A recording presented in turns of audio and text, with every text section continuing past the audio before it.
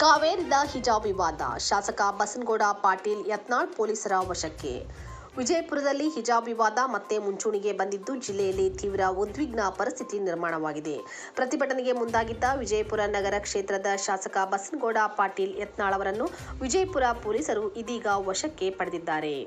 ಹೌದು, ಜಿಲ್ಲೆಯ ಕಾಲೇಜೊಂದರಲ್ಲಿ ಆರಂಭವಾದ ಹಿಜಾಬ್ ವಿವಾದದ ಕಿಡಿ ಈಗ ರಾಜಕೀಯ ಸ್ವರೂಪ ಪಡೆದುಕೊಂಡಿದೆ. ಹಿಜಾಬ್ ಧರಿಸಿ ಬರುವುದನ್ನು ವಿರೋಧಿಸಿ ಮತ್ತು ಹಿಂದುತ್ವ ಪರ ಸಂಘಟನೆಗಳ ಬೆಂಬಲಕ್ಕೆ ನಿಂತು ಬೃಹತ್ ಪ್ರತಿಭಟನೆ ನಡೆಸಲು ಶಾಸಕ ಯತ್ನಾಳ್ ಮುಂದಾಗಿದ್ದರು.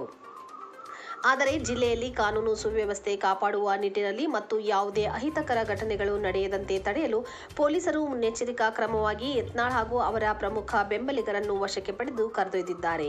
ಪೊಲೀಸರ ಈ ಕ್ರಮಕ್ಕೆ ಯತ್ನಾಳ್ ತೀವ್ರ ಆಕ್ರೋಶ ವ್ಯಕ್ತಪಡಿಸಿದ್ದು, ಸರ್ಕಾರದ ವಿರುದ್ಧ ಮತ್ತು ಪೊಲೀಸ್ ಇಲಾಖೆಯ ವಿರುದ್ಧ ಘೋಷಣೆಗಳನ್ನು ಕೂಗಿದ್ದಾರೆ. ನಮ್ಮ ಹಕ್ಕಿಗಾಗಿ ಧ್ವನಿ ಎತ್ತಿದರೆ ನಮ್ಮನ್ನು ಹತ್ತಿಕ್ಕುವ ಪ್ರಯತ್ನ ಮಾಡಲಾಗುತ್ತಿದೆ ಎಂದು ಯತ್ನಾಳ್ ವಶಕ್ಕೆ ಒಳಗಾದ ನಂತರ ಆಕ್ರೋಶ ಹೊರಹಾಕಿದ್ದಾರೆ. ಶಿಕ್ಷಣ ಇಲಾಖೆಯಲ್ಲಿ ಸಮವಸ್ತ್ರದಾದಂತ ಅದರದೇ ಆದಂತ ಒಂದು ಡ್ರೆಸ್ ಕೋಡ್ ಇದೆ. ಆ ಡ್ರೆಸ್ ಕೋಡ್ ಆಯಾ ಶಿಕ್ಷಣ ಸಂಸ್ಥೆಗಳು, ಆಯಾ ಸರ್ಕಾರಿ ಶಿಕ್ಷಣ ಸಂಸ್ಥೆಗಳು ಈ ಡ್ರೆಸ್ ನಲ್ಲಿ ಬರ್ಬೇಕಂತ ಹೇಳಿ ಅವರೊಂದು ನಿಯಮ ಮಾಡ್ಕೊಟ್ಟಿರ್ತಾರೆ.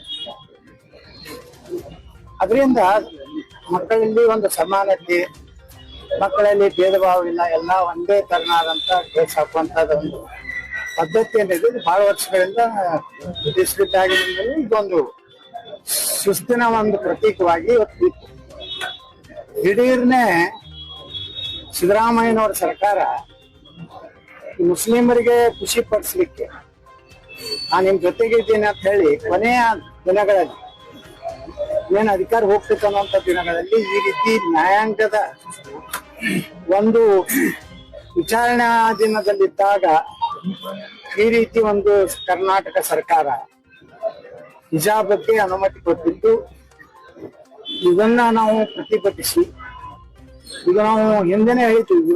ನಿನ್ನೆ ನಾವು ಹೇಳಿಲ್ಲ, ಅವತ್ತೇನು ರಾಜ್ಯ ಸರ್ಕಾರ ಆದೇಶ ಮಾಡಿತ್ತು, ಆದೇಶ ಹೇಳಿದ್ವಿ ನಮ್ಮೆಲ್ಲಾ ಹಿಂದೂ ಮಕ್ಕಳು ಇನ್ಮೇಲೆ ಕೇಸರಿ ಶಾಲೆ ಹಾಕೊಂಡೋಗಿ, ಮನೆಗೆ ಕೇಸರಿ ತಿಲಕ ಹಾಕೊಂಡೋಗಿ, ಶಾಲೆ ಕ್ಲಾಸ್ ರೂಮ್ ನಲ್ಲಿ ಶಿಕ್ಷಕರು ಅಟೆಂಡೆನ್ಸ್ ತಗೋವಾಗ ಜೈ ಶ್ರೀರಾಮ್ ಅನ್ರಿ, ಜೈ ಭೀಮ್ ಅನ್ರಿ ಅನ್ನುವಂಥದ್ದನ್ನ ನಾವು ಅವತ್ತೇ ಘೋಷಣೆ ಮಾಡಿದ್ವಿ.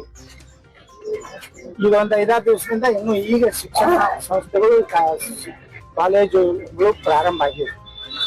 ಆ ಹಿನ್ನೆಲೆಯಲ್ಲಿ ಇವತ್ತು ನಾವೆಲ್ಲ ವಿಜಯಪುರ ನಗರದ ನಮ್ಮೆಲ್ಲ ಕಾರ್ಯಕರ್ತರು, ಹಿಂದೂ ಕಾರ್ಯಕರ್ತರು ಏನು ಮಲತಾಯಿ ಧೋರಣೆ, ಒಂದು ಹಿಂದೂ ಸಮಾಜಕ್ಕೆ ಒಂದು ನ್ಯಾಯ, ಮುಸ್ಲಿಮರಿಗೆ ಒಂದು ನ್ಯಾಯ ಮಾಡೋದಂತ ಈ ಒಂದು ಕಾನೂನನ್ನ ವಾಪಸ್ ತಗೋಬೇಕಂತ ಹೇಳಿ ನಾವು ನಮ್ಮ ಮಕ್ಕಳಿಗೆ ಇವತ್ತು ಕೇಸರಿ ಶಾಲೆ ಹಾಕೊಂಡು ಹೋಗುವಂತ ಒಂದು ಹೋರಾಟವನ್ನ ಮಾಡ್ಬೇಕಂತ ಹೇಳಿ ಇವತ್ತೆಲ್ಲ ನಾವು ಇನ್ನೂ ಅಲ್ಲಿ ಬಂದು ಸೇರ್ತಾ ಇದ್ವಿ.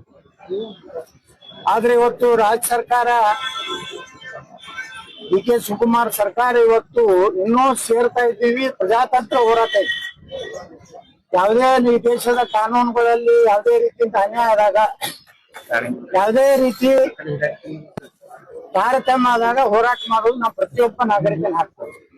ಆದ್ರೆ ಇವತ್ತು ಇನ್ನೂ ನಾವು ಹೋರಾಟ ಪ್ರಾರಂಭ ಮಾಡಿದ್ದೀವಿ. ಏನೋ ನಮ್ಮ ಕೆಲವೊಂದು ಕಾರ್ಯಕರ್ತರು, ಕೆಲವೊಂದು ವಿದ್ಯಾರ್ಥಿಗಳಿಗೆ ಶಾಲಾಂತೋಲನ ಮಾಡಿದ್ದಾರೆ.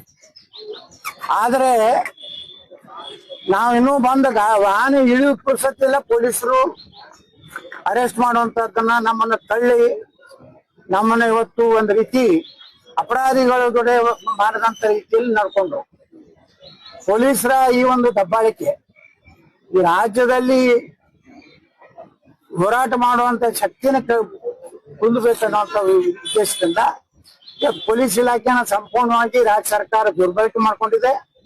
ಪ್ರಜಾಪ್ರಭುತ್ವದ ಅಡಿಯಲ್ಲಿ ನಾವೇನು ಹೋರಾಟ ನಾವು ಶಾಂತ ರೀತಿ ಹೋರಾಟ ಮಾಡ್ತಾ ಇದ್ದೀವಿ. ನಮ್ಮ ಭಾವನೆಗಳನ್ನ ಸರ್ಕಾರಕ್ಕೆ ತಿಳಿಸ್ಬೇಕು ಅನ್ನೋಂಥದ್ದು ಶಾಲು ಕೋರುವಂತ ಕಾರ್ಯಕ್ರಮ ಮಾಡ್ತಾ ಇದ್ದೀವಿ.